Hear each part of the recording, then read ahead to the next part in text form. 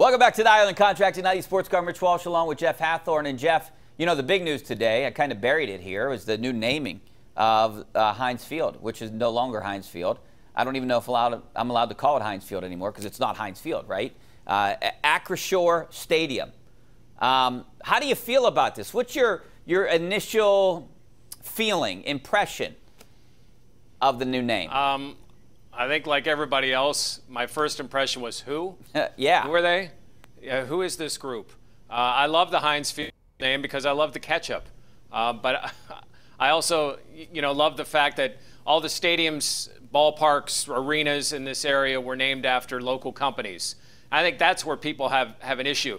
Rich, you may remember, when they built Heinz Field or Acrisure Field, they built the football stadium.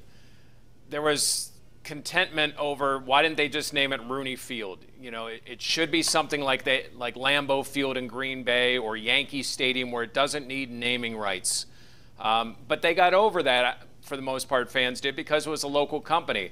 This is going to be a harder sell because it's not a local company. From what Andrew Filipponi reported, it's about 3 times, if not more so, the amount of revenue that the Steelers are going to get from this deal than they had in the Heinz deal. I get it. I think people will eventually get over the name. But I think for over these 15 years of this deal, people are still going to be kind of, I don't know if anyone's ever going to be excited about the name. They'll just kind of, deal with the fact that it's going to be that for 15 years. Yeah, it's going to be hard to break the Heinz Field name. Like, hey, where are you going? Heinz Field. It's going to be hard. I mean, just like it was hard for me to stop saying Consol Energy Center.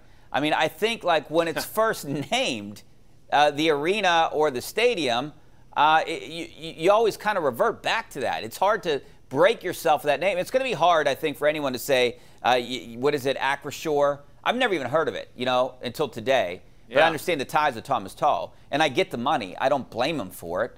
But maybe they could have done, I got an email from someone today, and I want to credit this lady. I think it was, I don't know. It's somewhere in my emails, and maybe at some point, oh, here it is right here.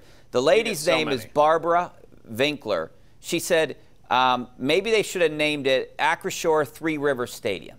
Something like that. Maybe bring back the Three Rivers. I don't know. Here's the thing. If you name it Acrisure Three Rivers Stadium or Rooney Field at Acrisure Stadium, no one's going to call it Acrisure. And that's why they paid all that money, is for people to figure out who they are. And, day one, for their CEO, how many clicks have there been on their website? How many people have tried to figure out what in the world that they do? So it was successful day one. I'm sure other people are going to look at it. Even people from out of town are going to go, wait, what is this? This isn't a national brand. I've never heard of this. Click. And that's what this company is looking to do. It's looking to grow itself globally. I wish it would have been a local name, but I get it. It's a lot of money. I just hope this. I hope the money that they get from this goes into stadium renovation, and maybe they don't have to pull as much rad tax when they look to do refurbishments of the stadium, and can use more of this money and less of the taxpayers' money. Yeah, definitely a good point. Let's go out to Denny in Allegheny Township. How you doing, Denny? Good evening, guys. Thanks. Jeff and Rick, I have a question about the Penguins.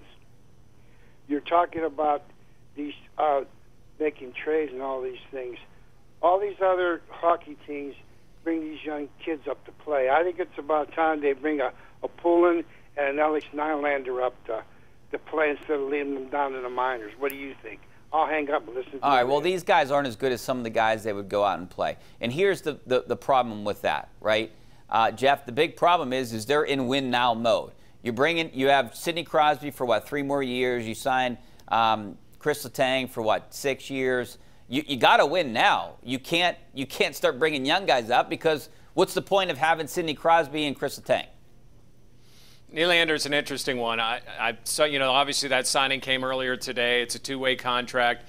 Kind of like that one. I don't think there's a lot of risk because he can play bottom 2 lines. Yeah. Poulin is not a guy that I think projects as a 3rd or 4th liner. And I don't know if you want to put that guy with that little experience, to your point about wanting to win now, up in the top 2 lines, whether it's Evgeny Malkin or not, in those top 2 lines. And beyond that, there's not a lot of talent at Wilkes-Barre. I mean, there really isn't. I mean, they would infuse more younger talent, except there's not much down there. I mean, P.O. Joseph is a guy, but they've got all their defensemen signed. I mean, they just don't have a ton of talent, and that's what happens when you draft twice in the first round in a decade. So Kasperi Kapanen's interesting because they extended him a qualifying offer. I was kind of surprised by that because I thought, and you hear rumblings, that they just might cut ties with the guy altogether. I think with Kapanen, they didn't fear that somebody was going to sign him to a big offer sheet that they would have to match. And, you know, I think he's one of those guys, and he's still just 25, that, man, if he can find it. You know, you see how many times in different sports do you see guys with talent that coaches think if we can just find this little, or he makes this adjustment, he's going to be this. And I think that's what Kapanen is to the Penguins.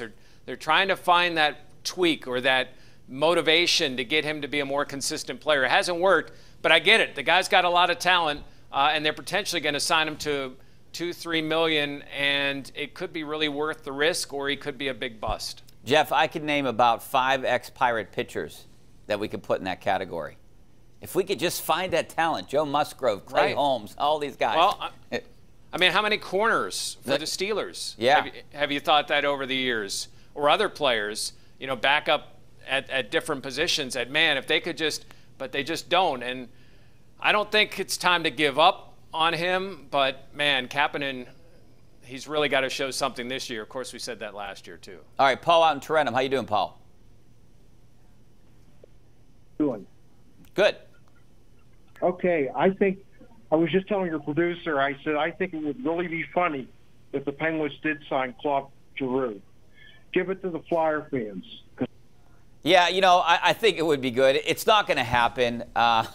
It would be. I mean, if you could get the guy, he's up there in age, too. I mean, if you could get a guy like him, no one signs him for two-year deal or something, it wouldn't be bad. You need a center. He's a pretty good one still. Yeah, but I think, you know how free agency is. Once it hits 12:01, like, people are freaking out and these contracts. And I think Claude's going to be one of those guys that's going to get sucked up to a big-time contract. I do. I mean, he made like I said, he made 8.6. I think someone's going to offer him a good amount of money, figuring that he could be their top-line center or second-line center, and they have a lot more salary cap room than the Pittsburgh Penguins. Jeff, 100% that's going to happen with Evgeny Malkin. I mean, some team's going to get enamored by what he's done in the past and what he has the ability to do if he's healthy and offer him a huge contract. We got to take a break, but I want to continue the discussion in about 2 minutes. Stay right there.